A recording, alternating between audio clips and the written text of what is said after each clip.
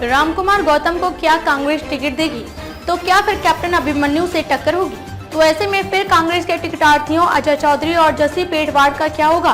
क्या 42 साल का बनवास गौतम तोड़ पाएंगे? क्या गौतम दुष्यंत चौटाला से 2024 के बाद हिसाब किताब चुकता करेंगे?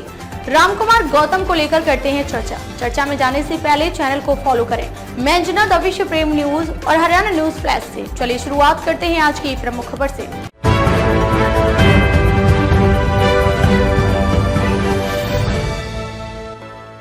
नारनौल विधानसभा से जजपा से रामकुमार गौतम विधायक बना। सत्ता में हिस्सेदारी भी हुई। जनता को लगा कि फिर से सत्ता में नारनौल आ गया, फिर से विधानसभा का विकास होगा। और दुष्यंत चौटाला खुद लगभग 11 विभाग खुद रख गया।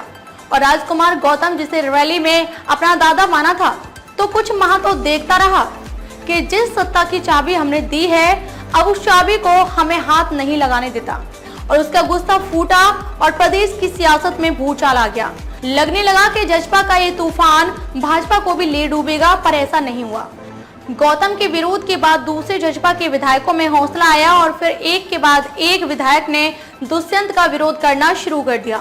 गौतम ने अपनी ही सरकार के खिलाफ वो बोल दिया, जिसके बाद तो उनका डायलॉग हरियाणा में फेमस हो गया। एक तो डायलॉग था, यूं तो सौदा किमेना है, अकेला जिम गया 11 विभाग।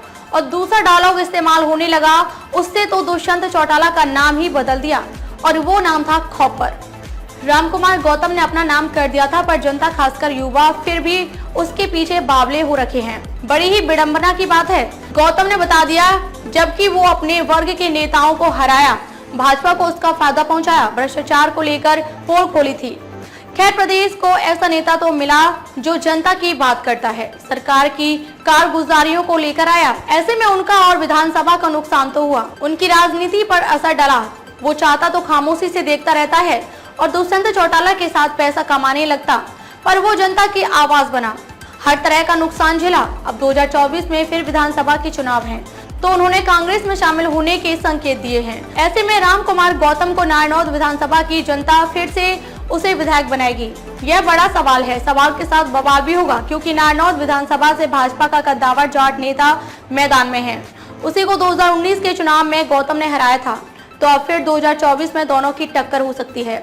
यदि कांग्रेस ने रामकुमार गौतम को टिकट कांग्रेस की दी, तो भाजपा जजपा के साथ कांग्रेस में भी भूचाल आ जाएगा। कांग्रेस में इसलिए भूचाल आएगा क्योंकि वहां से टिकटार्थी डॉक्टर अजय चौधरी सालों से विधायक बनने की राह देख रहे हैं।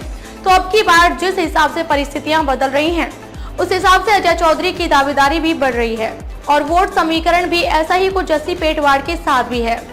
पर जीत की गारंटी और कैप्टन के साथ टक्कर रामकुमार गौतम कर सकते हैं, ऐसे अनुमान और चर्चाएं भी हैं। रामकुमार गौतम दमदार बात रखते हैं, तो वहीं राजनीतिक अनुभव भी उनका काम आता है।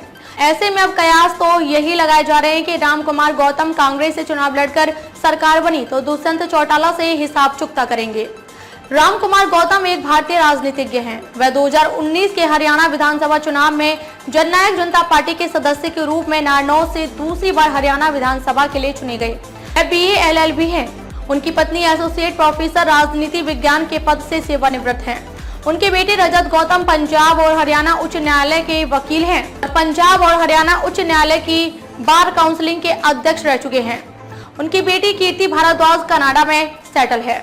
वह गौतम कॉलोनी में रहता है। वह कैप्टन अभिमन्यु यानी खांडा के खिलाफ निर्वाचित होकर 2019 विधानसभा के सदस्य बने थे।